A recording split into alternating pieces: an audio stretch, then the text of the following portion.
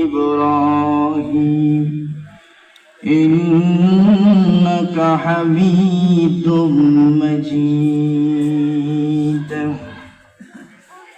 الحمد لله সমস্ত প্রশংসা মহান আল্লাহ পাক রব্বুল আলামিনের দরবারে লাখো কোটি শুকরিয়া যেই মহান আল্লাহ পাক রব্বুল আলামিন আমাকে আপনাকে এই আল্লাহর জান্নাতের বাগানে আসার ও বসার তৌফিক দান করেছেন।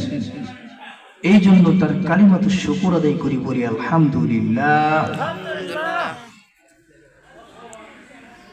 আমরা নামাজ পড়েছি, ইশারের নামাজ পড়ার পর আল্লাহর জান্নাতের বাগানে এসেছি। মনটা ভালো হয়েছে না?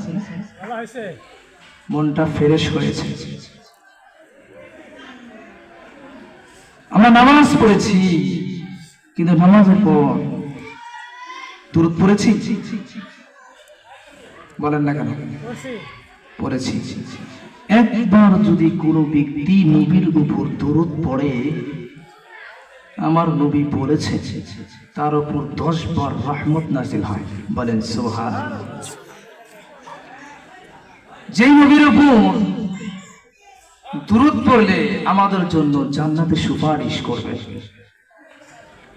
সেই নবীর উপর বেশি বেশি দুরূদ পড়ার তৌফিক দান করেন। সকলে বলে আমিন। আমিন। যদি কোনো ব্যক্তি ইস্তিগফার পড়ে, তওবা করেছে, গুনাহ করেছে, কিন্তু সাথে সাথে ইস্তিগফার করেছে, কি বলেছে পারেন তো সবাই? আস্তাগফিরুল্লাহ, বলেন আস্তাগফিরুল্লাহ রাব্বি মিন কুল্লি যামবিন ওয়া আতুবু ইলাইহি লা হাওলা ওয়া লা কুওয়াতা ইল্লা বিল্লাহ হিল আলিয়্যুল আযীম। এই দোয়া যদি আমরা পড়ি তাহলে আমার আল্লাহ সাথে সাথে গুনাহ মাফ করে দেন। বলেন সুবহানাল্লাহ।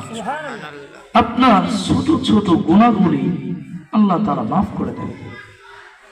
বাচ্চারা কথা বলবেন না, কথা বললে সমস্যা হয়। যে যদি আমরা ইস্তিগফার পড়ি, যদি গুনাহ করি, সাথে সাথে যদি আমরা ইস্তিগফার পড়ি, আমার আল্লাহ খুশি হয়ে মাফ করে দেন। বলেন সুবহানাল্লাহ। সুবহানাল্লাহ। তাহলে এই জান্নাতের বাগান প্রতিদিন কিন্তু আসবে না, আমরা কিন্তু ঘোরাফেরার অনেক সময় পাবো। কথা বলেন ঠিক কিনা? জীবনে আমার জীবন থেকে 20টা বছর চলে গিয়েছে, 30 বছর চলে গিয়েছে, কিন্তু আমি সূরা ফাতিহা পড়ি না। আমার মতো সৌভাগ্যবান, আমার মতো হতভাগার কেউ না। মানুষ বাঁচে 60 বছর। কয় বছর? আপনার জীবন থেকে 20 বছর চলে গেছে, থাকে কয় বছর? 40 বছর। 2 ভাগের 1 ভাগ চলে গিয়েছে। আপনি যদি পরকালের কথা চিন্তা না করে, আপনার মনের মধ্যে একটা ধাক্কা লাগতে হবে যে আমার জীবন থেকে 20টা বছর চলে গিয়েছে, আমি এই 20 বছর কি করলাম? একবার কি চিন্তা করেছেন? ভাবছেন কখনো? ভাবেন নাই। ভাবছেন? ভাবেন নাই। এই জন্য দুনিয়ার মধ্যে আল্লাহ তাআলা 2 জন ফেরেশতাকে নিযুক্ত করেছেন। কয়জন ফেরেশতাকে? 2 জন ফেরেশতাকে নিযুক্ত করেছেন। এক হলো জান্নাতের ফেরেশতা, 2 নম্বর হলো জাহান্নামের ফেরেশতা। আপনি যাই করেন না কেন, আপনি যদি ভালো কাজ করেন, খারাপ কাজ করেন, ভালো কাজ যদি করেন, তাহলে জান্নাতের ফেরেশতা আপনার নেকি লিখবে, সওয়াব লিখবে। আর আপনি যদি খারাপ কাজ করেন, তাহলে জাহান্নামের ফেরেশতা আপনার খারাপ কাজ লিখবে। নাউজুবিল্লাহ। আমার আল্লাহ বলেছেন, লাইন শাকারতুম লাযিদান্নাকুম ওয়া লাইন কাফারতুম ইন্না আযাবি লাশাদীদ। যদি আল্লাহ পাক রব্বুল আলামিনের নিয়ামত পাইয়া যদি কোনো বান্দা শুকর আদায় করে রে, আমার আল্লাহ ওই নিয়ামতের মধ্যে বৃদ্ধি করে দেন। বলেন সুবহানাল্লাহ। সুবহানাল্লাহ। আর যদি কোন ব্যক্তি আল্লাহ পাক রব্বুল আলামিনের নিয়ামত পাইয়া যদি শুকর আদায় না করে, বেঈমানি প্রতারণা করে আল্লাহ পাক রব্বুল আলামিন রাগান্বিত হয়ে তার সমস্ত নিয়ামত ছিনিয়ে নিয়ে যায়। নাউযুবিল্লাহ। ইন্না আযাবি লাশাদীদ, তার জন্য কঠিন আযাব, কঠিন শাস্তি রেখেছেন। দুনিয়ার মধ্যে সাধারণ আমরা যদি আগুনের মধ্যে হাত দিই হাত পড়ে যায়, কথা বলেন ঠিক কিনা? জাহান্নামের আগুন এত তাপ, দুনিয়ার আগুনের চেয়েও 70 গুণ বেশি গরম। নাউযুবিল্লাহ। এই আগুন কি আপনি সহ্য করতে পারবেন? পারবেন না। আপনার সময় আছে তওবা করার। আমার আল্লাহ বলেছেন, বান্দা তুই গুনাহ করছস, সাথে সাথে তওবা করে নে। তুমি গুনাহ করেছো, আল্লাহর কাছে তওবা করো নাই, বান্দা গুনাহ নিয়ে কবরে আইছে।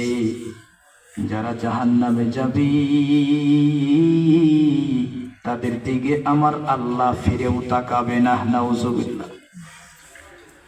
আমি আপনাদেরকে দুটি আমল দেব, দুটি আমল দেওয়ার পর এগুলো যদি আমল করেন আপনি নবীজিকে স্বপ্নেও দেখতে পারেন। বলেন সুবহানাল্লাহ। এক নাম্বার করো, মায়ের খেদমত করতে হবে। কি খেদমত? মায়ের খেদমত করতে হবে। নবী আমার হাদিসের মধ্যে স্পষ্ট বলেছেন, আল জান্নাতু তাহতা আকদামিল উম্মাহাতি। আমার যুবক ভাইরা রে,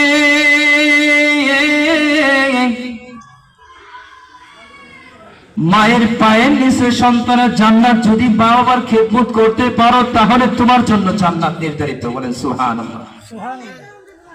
যদি কোনো ব্যক্তি মা বাবা মায়ের পায়ের নিচে সন্তানের জান্নাত, ওই সন্তান যদি মায়ের খেদমত করে, বাবার খেদমত করে, ওই মা খুশি হইয়া